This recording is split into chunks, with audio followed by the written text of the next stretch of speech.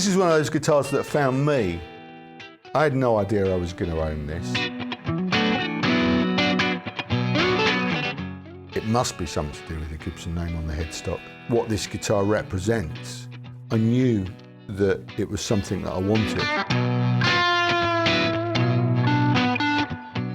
We often talk about how guitars kind of pull on the heartstrings, if you like, and this is, you know, this is one of those guitars. I've not taken it apart, so I'm looking forward to finding out a bit more about what's going on under here. I don't know what the pickups are even.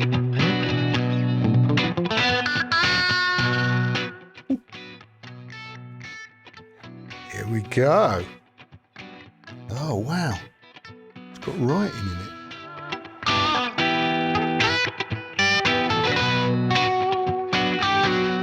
I am now the proud custodian of a Gibson flyingv, formerly owned by Adie, apparently.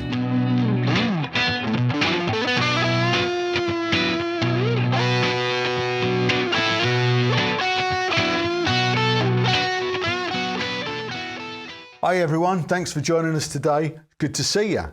Today, I'm quite excited.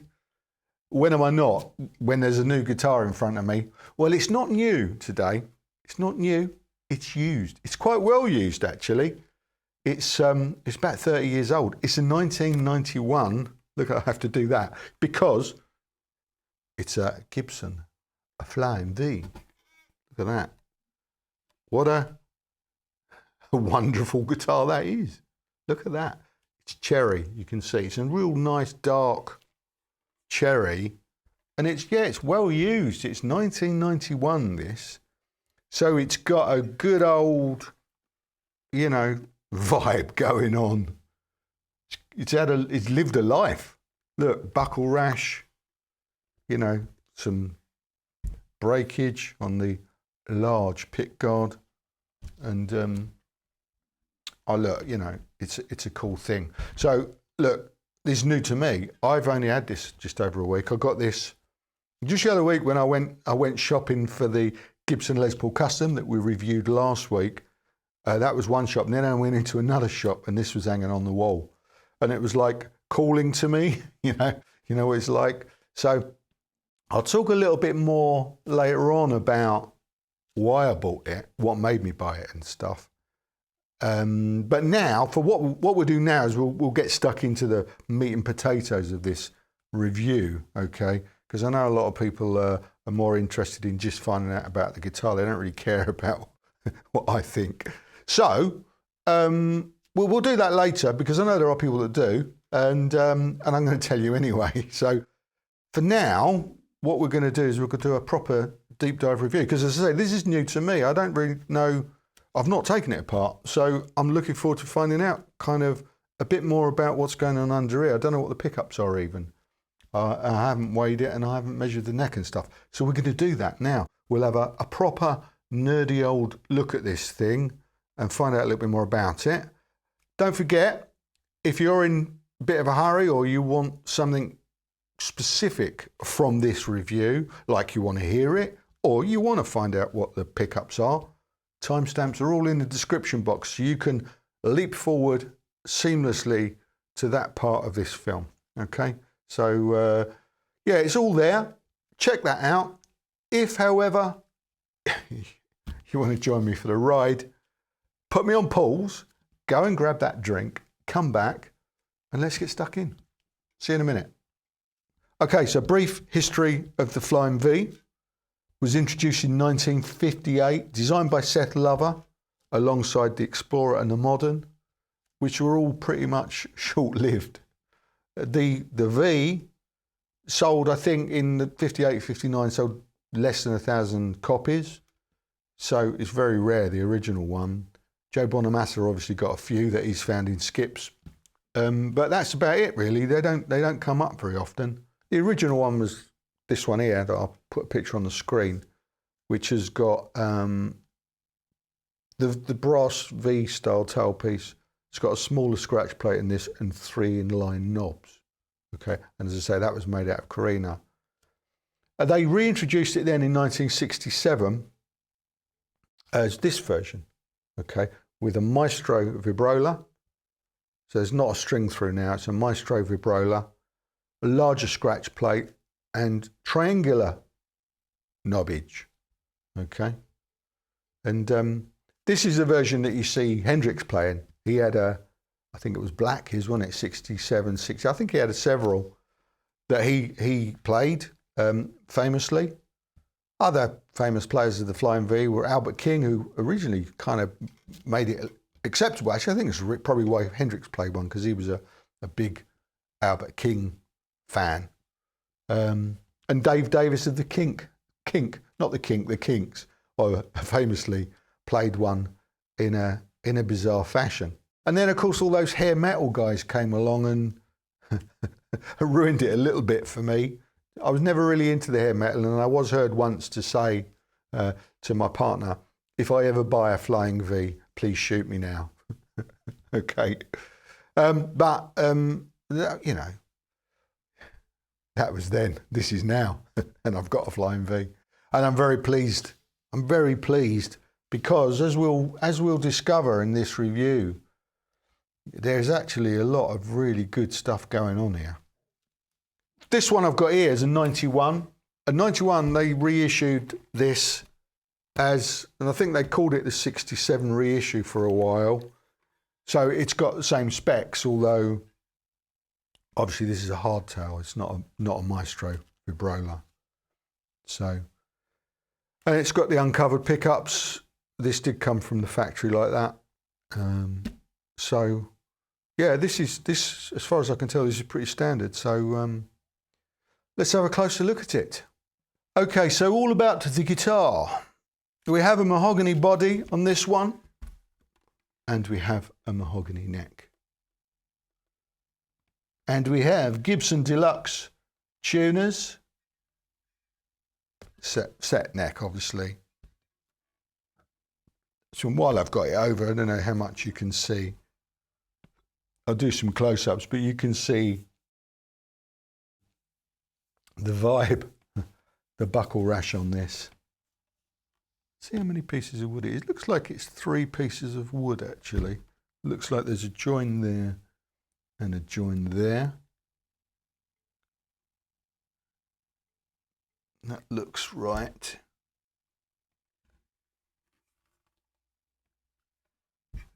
And yeah, large. This is the larger scratch plate. It'll have a rosewood fingerboard.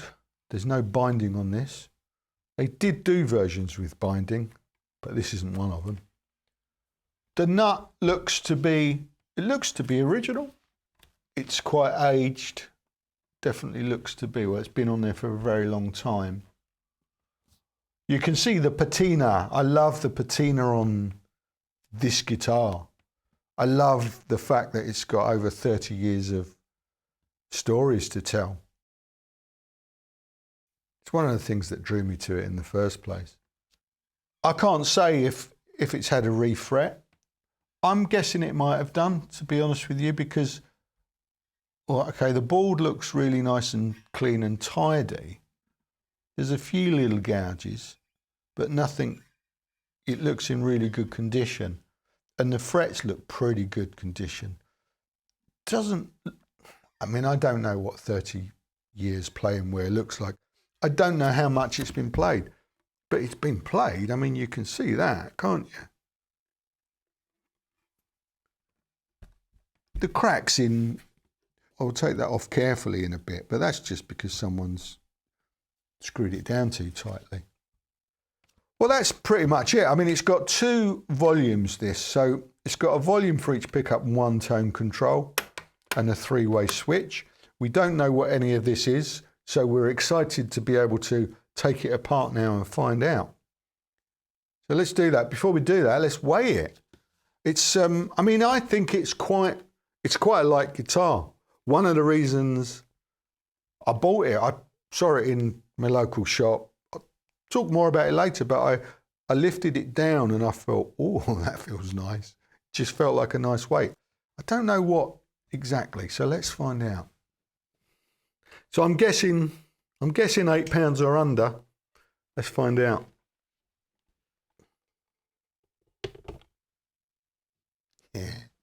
£7.5.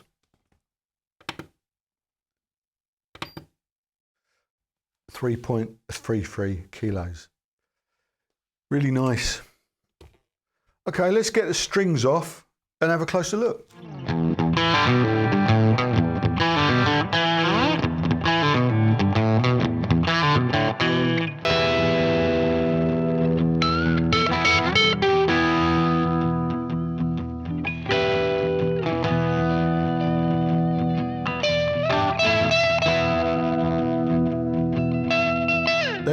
They all work fine.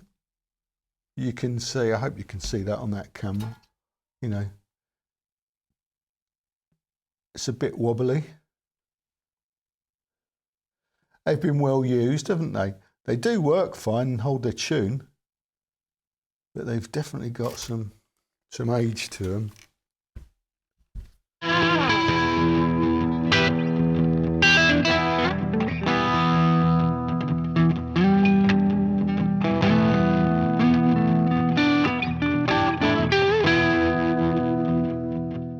Tailpiece.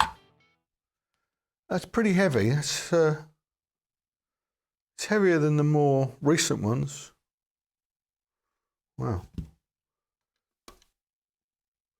So this is the Nashville style Tune-o-matic, although this actually says stamped made in Germany. I don't know if you can see that.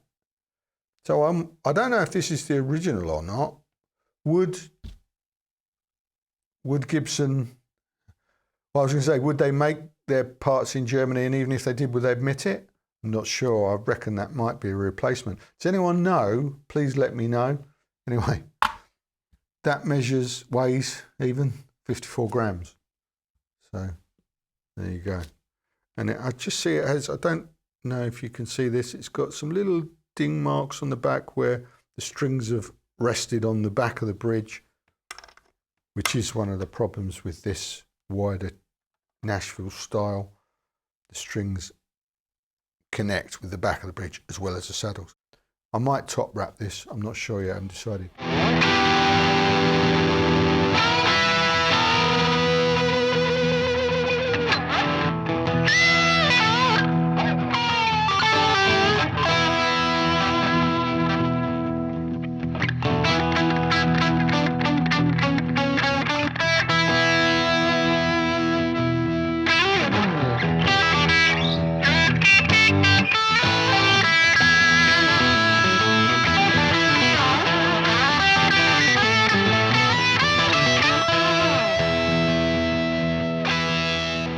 Okay, here's the profile and measurements at the first fret, 43mm, you know, standard width, and yeah, quite shallow, at just over 20mm depth.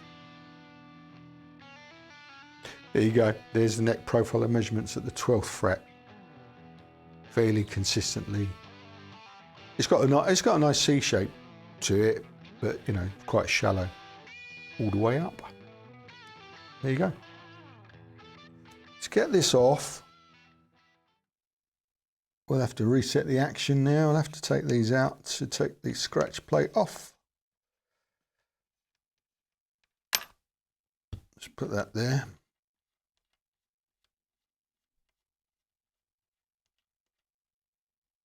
Put that there.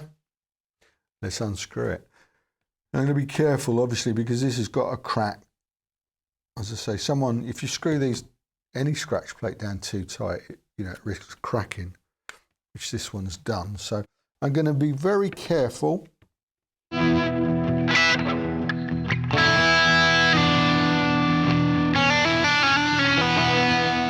Right, it's quite exciting, this, because I've not been under it. I don't know if this is standard or been modified.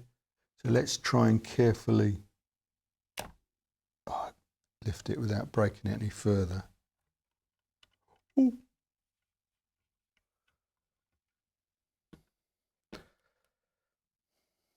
Yeah. Here we go. Oh, wow. It's got writing in it.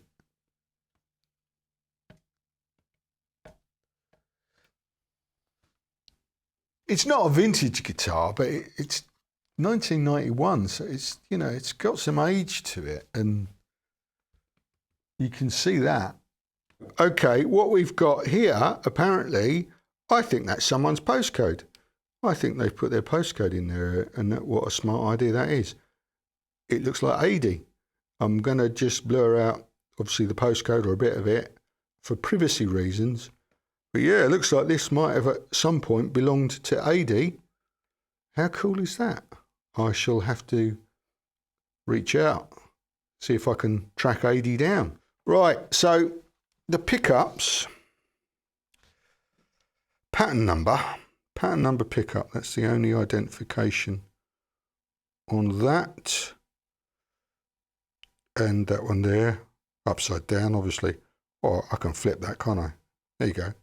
Doesn't tell me much. Pots, yeah, 2 volume, 2 tone. I can see the date ID on that tone pot is a 90.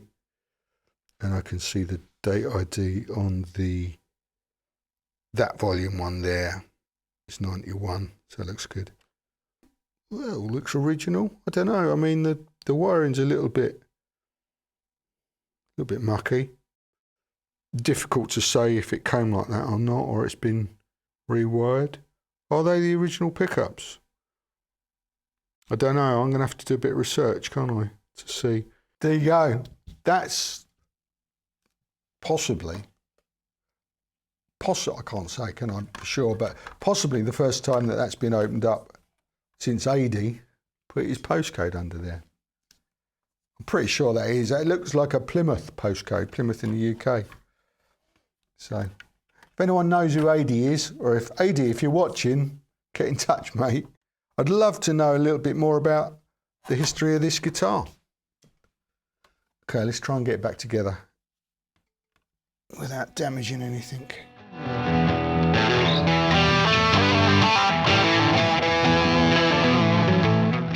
Okay, so now let's take some pickup readings and see what's going on there.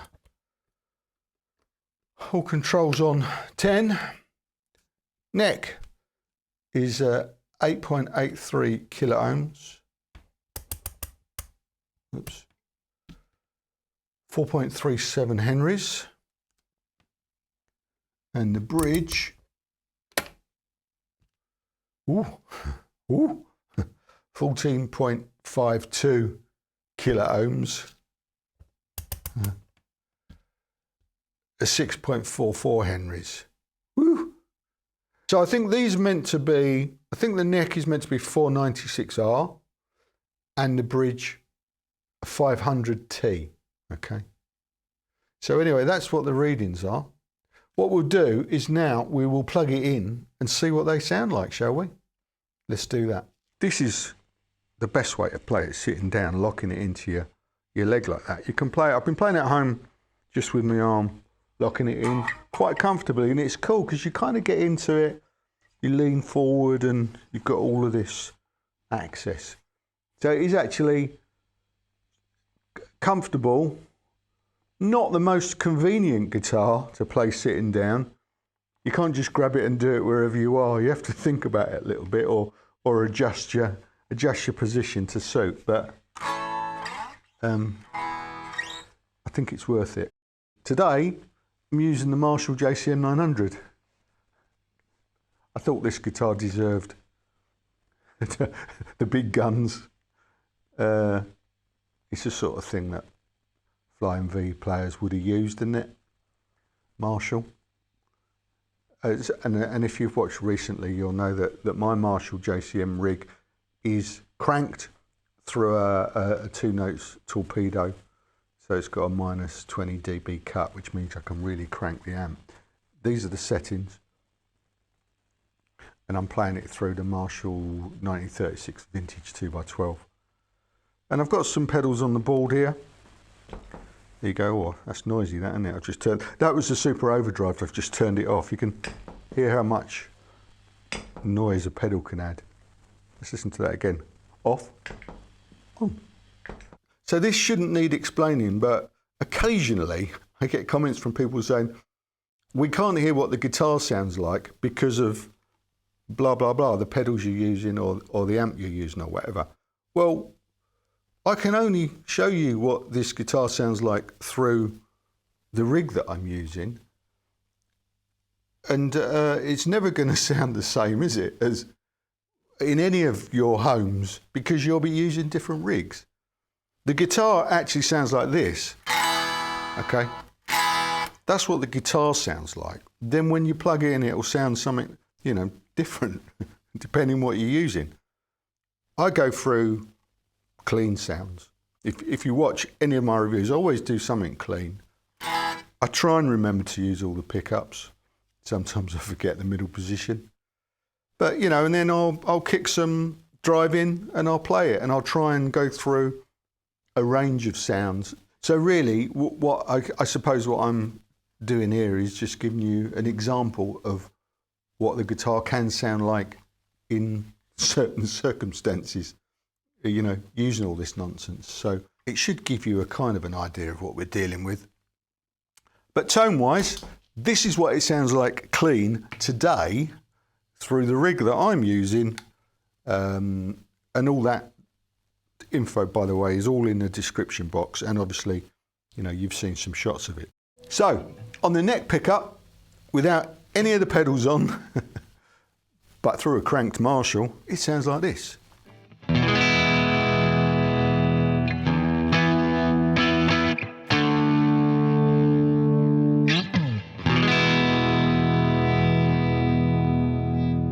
Throaty. And on the bridge,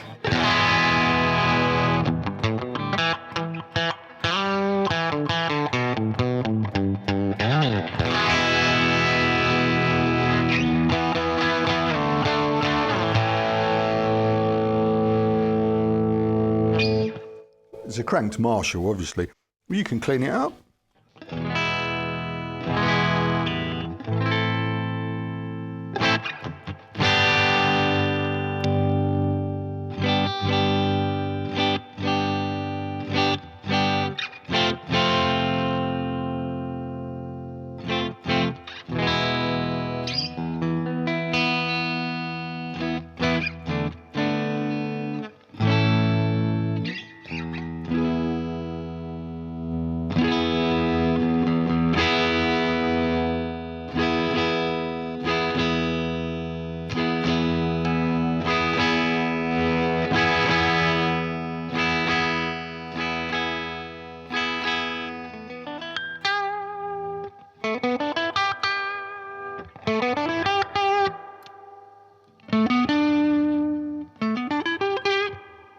Volumes work really well, as do the tones, as you can hear.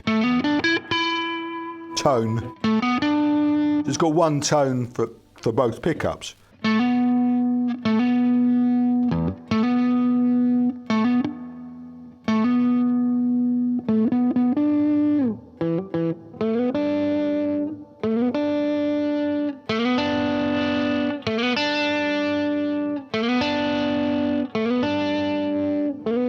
Definitely got an in-between, hasn't it? And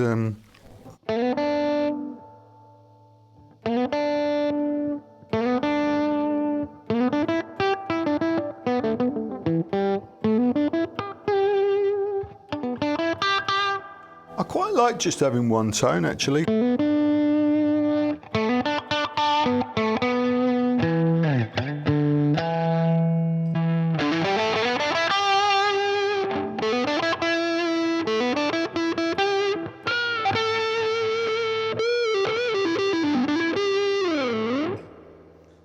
I think this guitar sounds great, I really do.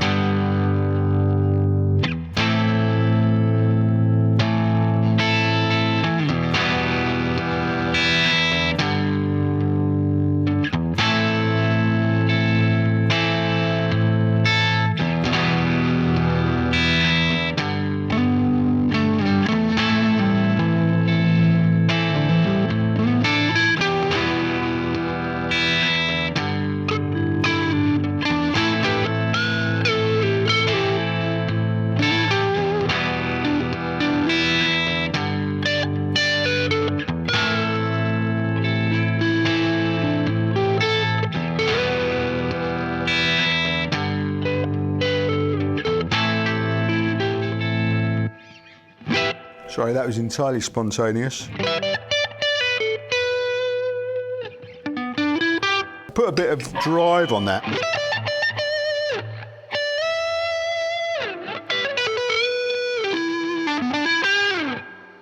It's glorious.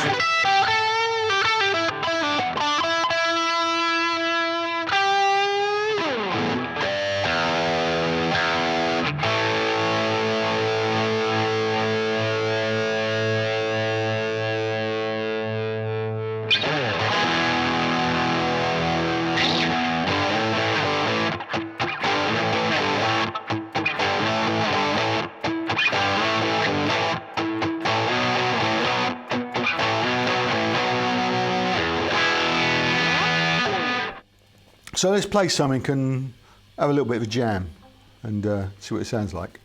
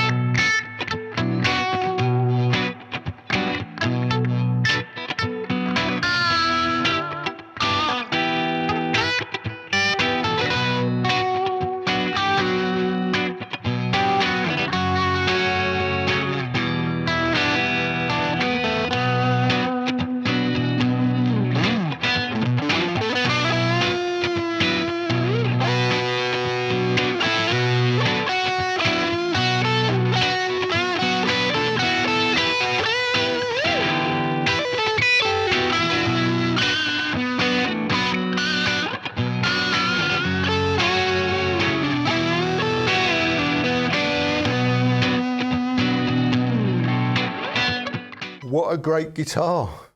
I've thoroughly enjoyed playing this and showing it to you guys.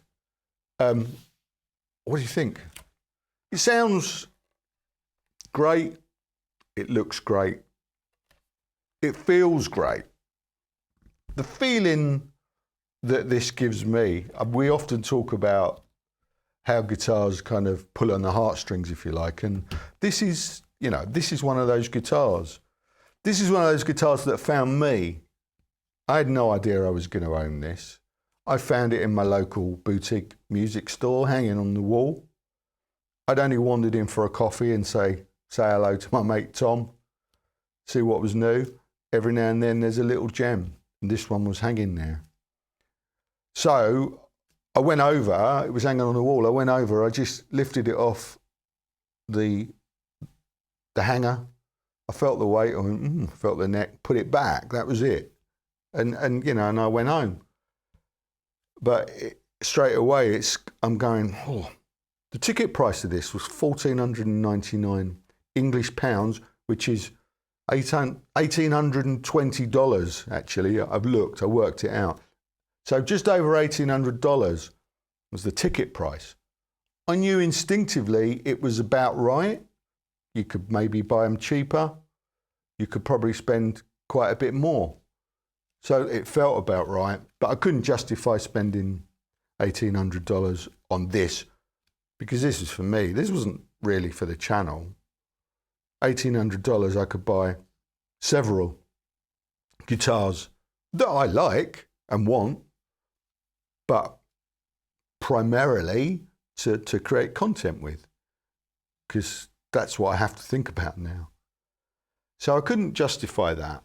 And it's a used guitar, so there's no way I was going to get interest-free credit, which I would have done in a shop, probably. But I couldn't do that. So I just thought about it, and I kept thinking about it for probably an hour, and then I thought, no, this is I've got to have that. And bearing in mind I hadn't played it. So that tells us something, doesn't it? That this package, this Gibson, it must be something to do with the Gibson name on the headstock. But what this guitar represents, without me even playing it or hearing it, I knew that it was something that I wanted. So I phoned him up. I phoned Tom up and I said, yeah, I want that. Can we put a deal together? Can we put some trades together? You know, so yeah, what you got, you know, thought about it. So I am very fortunate that I've got a bunch of guitars here in the studio that I've reviewed. And sadly, I haven't probably played them since when I filmed them last. I've kept them. I'm not very good at selling guitars because generally I tend to buy guitars that I want anyway. So I don't want to sell them. So I don't even try until I desperately need to. But there's always, you know, a few things hanging around that are possible trades. So yeah, I put a couple of guitars together that he was happy to take in, you know, in return for this, and I chucked a couple of $100 in as well. I won't go into detail on what they were because you'll hate me for it, some of you, if you own them. But what I will say is that any guitars that I sell, it's very rare that I don't like them, okay? And I'll have told you that anyway. Very rare that I don't want to keep them, but I don't believe in just collecting guitars for the sake of it. If I'm not playing something, it needs to go to a better home, someone that will play it. Quite often I'll regret that, you know, at a later stage. There's a lot of guitars that I've let go that I regret, but, you know, it's the circle of life, or the circle of guitars, as, you know, we should more accurately refer to it. So through that, you know, through that trade, serendipity brings this beautiful 30-plus-year-old Gibson flyingv into my custodianship. Is that the word? Custodianship. I am now the proud custodian of a Gibson flyingv formerly owned by Adie, apparently. And obviously, I'm very, very pleased to find out that not only does it feel right to own this, but it also sounds bloody good as well. It is a great sounding guitar. So I looked into the pickups since we were, you know, filming under there earlier to check. And yeah, apparently these pattern number pickups at the time they made this were the standard pickups that were fitted to this, which are the 496R in the neck and the 500T. Now these are ceramic magnets in these pickups, okay? And they're known for being hot and powerful and got a lot of sustain and clear, you know, and that shows. So yeah, these are the standard pickups and they sound bloody awesome, quite frankly, in this guitar. I really think it sounds great. One thing I nearly forgot to mention is that it does have has quite a slim neck on this, so fast 90s hair metal neck, I think you'll find. And actually, I just picked it up and I just noticed that there's all the little chips along the edge of the fretboard there. I'll do a close-up of that so you can see properly. But clearly clearly Adie, or one of the previous owners, had some jewellery going on in his hand.